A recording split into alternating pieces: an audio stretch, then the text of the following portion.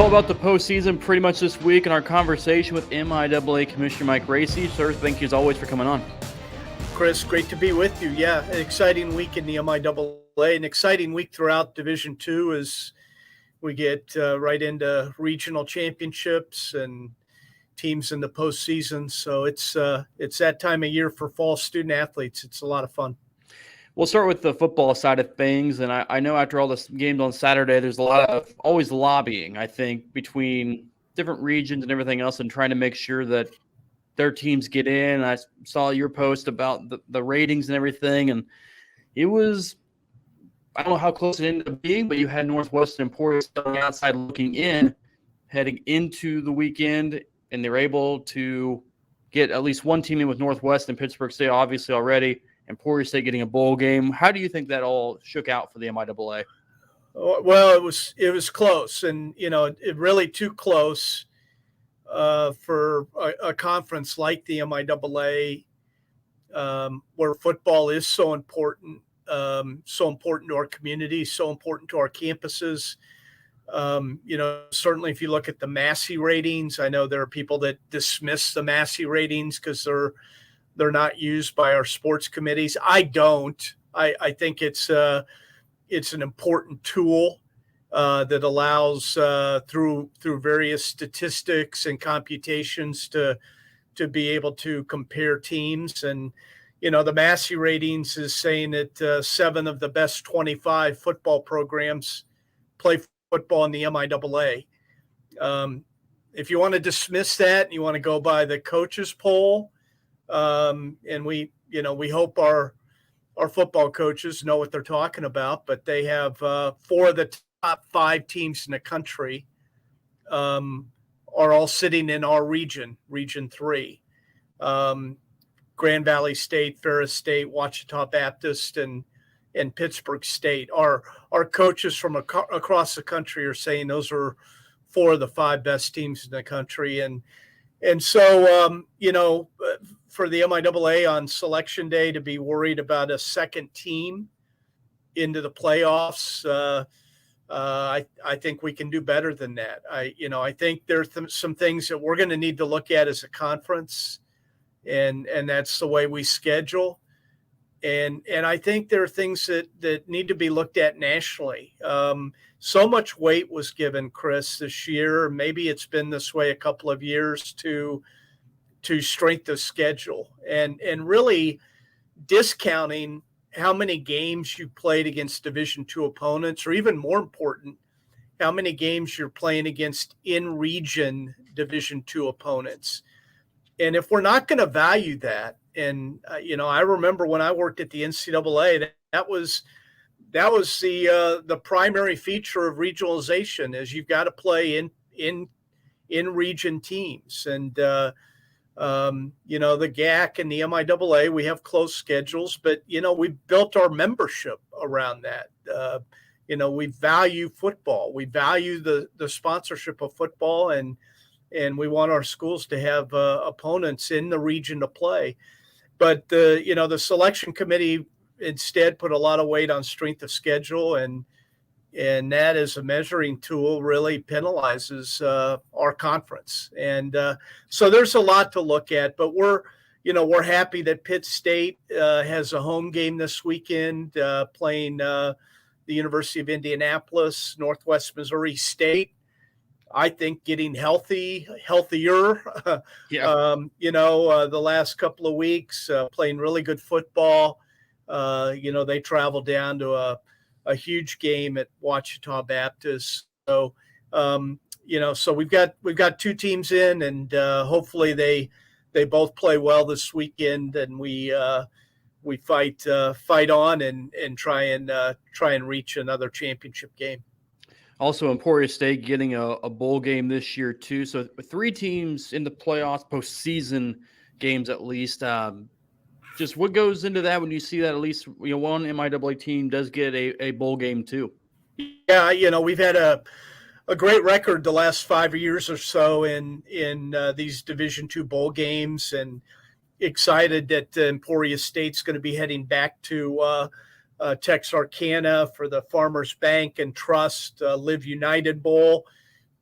great people associated with that bowl game. They do a first-rate job, great bowl experience. All of our coaches in the MIAA know that if you're not selected to the playoffs and you have a chance to go play in a bowl, that's where you want to go, and it should be a good matchup against a great American Conference opponent. But it's a reward. A school like Emporia, it's a reward for 8 wins in the conference, for having the opportunity to now extend their season, some additional practices, certainly a chance to continue to work some of their young players, certainly another tool that they can use in recruiting.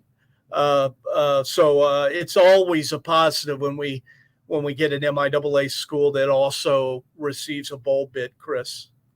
One last question on the football and the postseason and selections. You talk about maybe a need for change and how things are looked at. Is that a long process to get things like that changed, or can that be a year or two down the road type of change too, depending on what would be changed and how it would be decided too?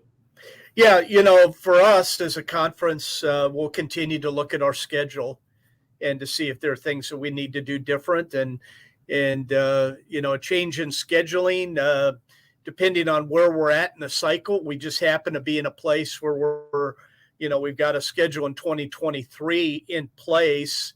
But certainly we could start talking about what schedules look like beyond next year. As far as the national committee and how they evaluate teams for the postseason, they can make some changes when they come together in their meeting after the year's over, after the championship's over, and things that they want to emphasize in what they're looking for. Tomorrow they could say, hey, next year you've got to have a minimum of 9 Division II in-region games to make the playoffs. That's going to change the way some schools go out and schedule and what schools try to do. But, I think in both cases, how schools are selected and also how we're scheduling, those are things that are important and on top of my agenda and things I want to see addressed as soon as possible. I'm sure we could talk lots more about the football postseason, and we'll get to that probably at a later date too. But it's also a busy time for volleyball, soccer, cross country. Everything's in the postseason now, and I was watching some. It was Northwest soccer last week, and I'm going to blank on where it was, but up in Minnesota where everything was cold and it looked like a sheet of ice out there. I'm glad I was watching it from indoors. But that's what you get with postseason soccer in the Midwest, right? You get inclement weather that everywhere right now is looking at 25, 30-degree weather anyway. Yeah, I was over in Warrensburg last weekend for some soccer action, and no snow on the ground, but a chill in the air. But yeah, Emporia State will be playing tomorrow for a regional championship. They're playing in Bemidji. In Minnesota. It's going to be very cold. They're going to have snow, hopefully not during the game, but certainly you'll see it in pictures. But the soccer student athletes, they're used to playing in tough conditions. Certainly our student athletes are prepared for whatever those conditions are, and really proud of the run that Emporia State has made this year. They started off a little slow. There were high expectations going into the year, and they've certainly put it together at the right time. And I've talked to some folks that are up there already, and should be a great match tomorrow. I think Bemidji was the number 2 seed in the region, Emporia State number 4.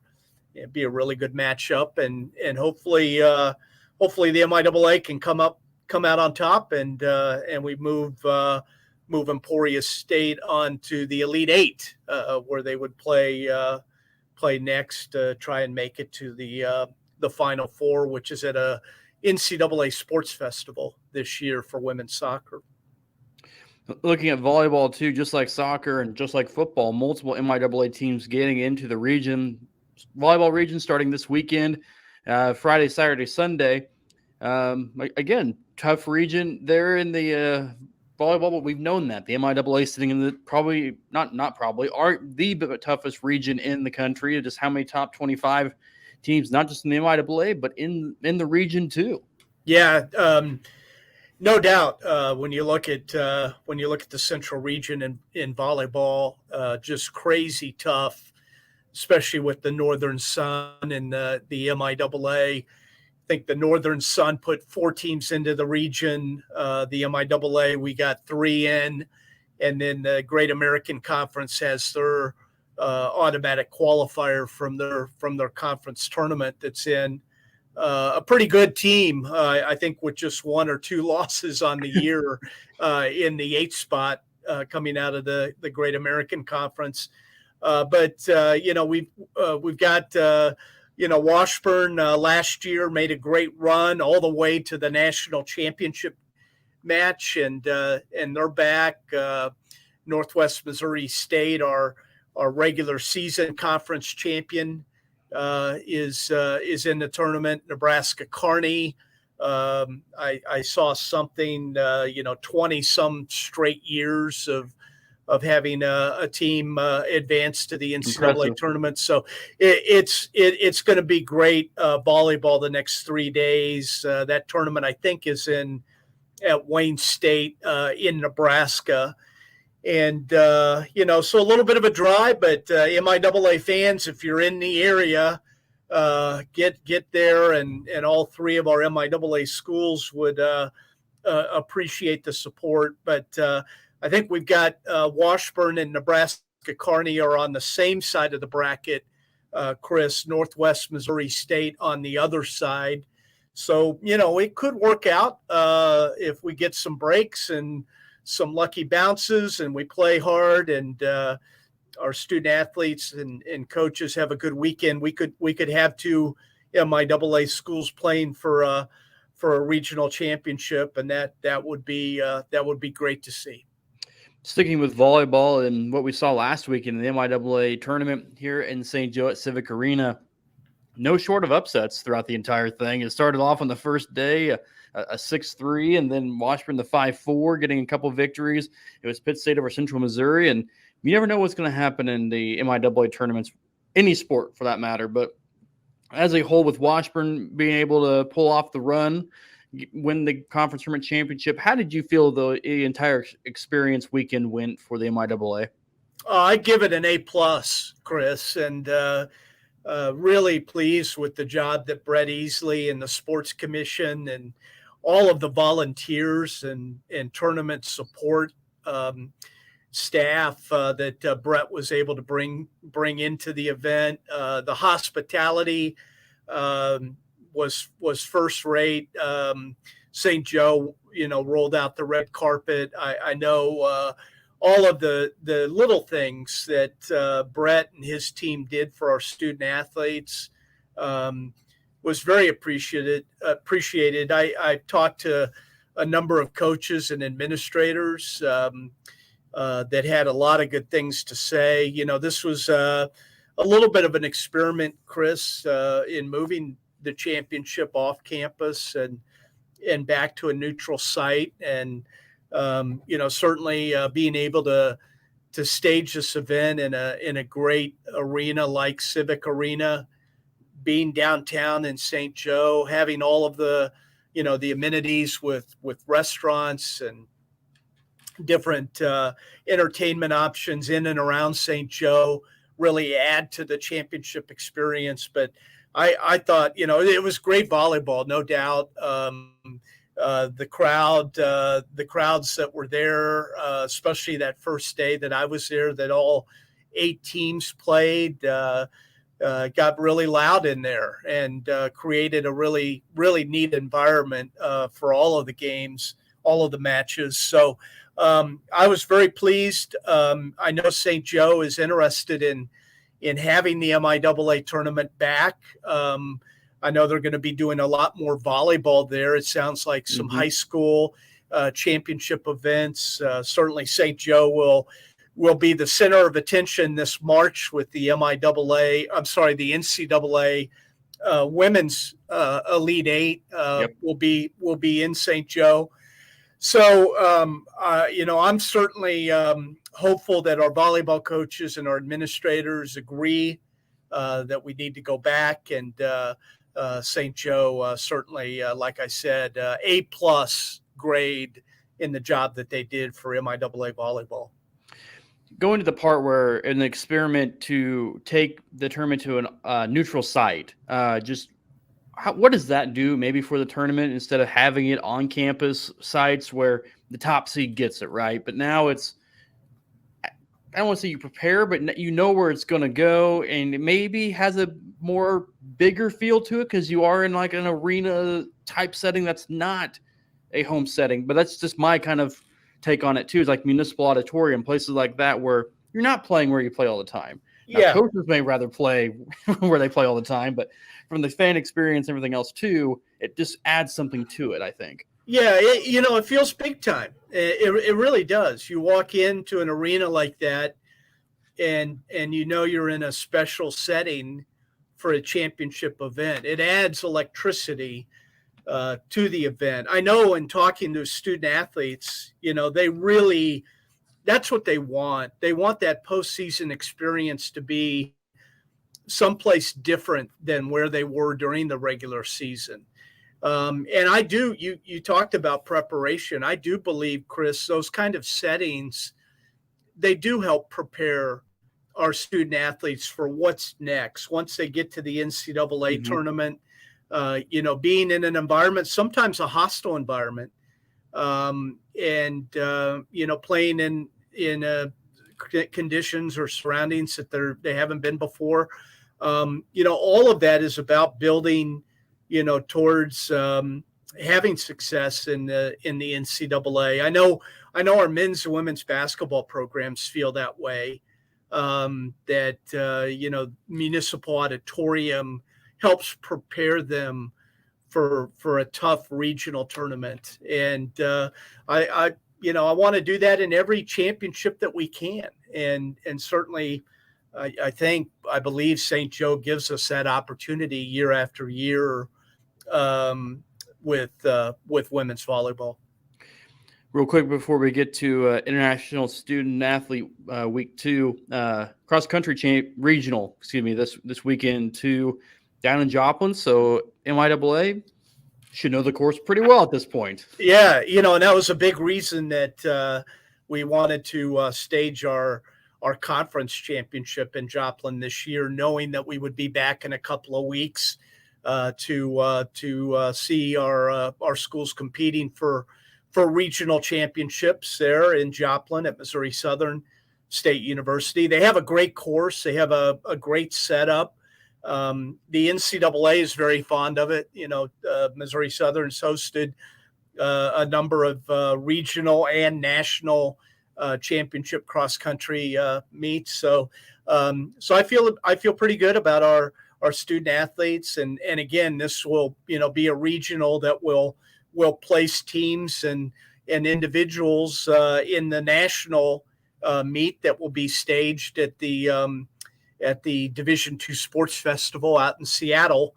So that's what's on the line on Saturday. The chance for some of our MIAA men's and women's programs to make a trip to Seattle and compete for a national championship. Who knows what the weather will be like in Seattle? Yeah. I'm going to guess rainy, but this is me based on some people I know that live up there and, every movie I've seen. So that's not really fair for me to say either. So pretty good chance, though. Yeah, pretty good chance. It's like Buffalo this weekend, right, where you get 5 feet of snow. Yeah, that's right. Before we get out of here, we'll talk about International Student Athlete Week, and I'll have a feature story about one individual here this weekend too. But why is this an important week for the MIAA to celebrate these student athletes that have come to this region from all parts of the world too? Yeah, and I think you did a feature earlier in the year. Was it student athlete at Northwest Missouri Yep. State, Yep. international student athlete. And one last week, Sonia from Washburn's actually from Russia too. So right, there's been a few. right. And those are great stories. And so, this week, November 14th through the 18th is actually recognized by both the U.S. State Department and the U.S. Department of Education as International Education Week, and both departments really have identified this week as a celebration for students in the United States that go overseas to study abroad, to have an international experience, as well as those international students that choose to come to the United States as part of their undergraduate or graduate degree work. So, we certainly take advantage of that in the MIAA to have a week that we want to celebrate our student athletes, and we've selected this week as really the perfect week to do that. We've been doing this, I think this may be our sixth consecutive years as a conference that we've used this International Education Week to say, hey, let's shine a light on our international student athletes. And I think I saw a stat earlier today that in the MIAA this year, there's approximately 300 international student athletes on our 14 campuses.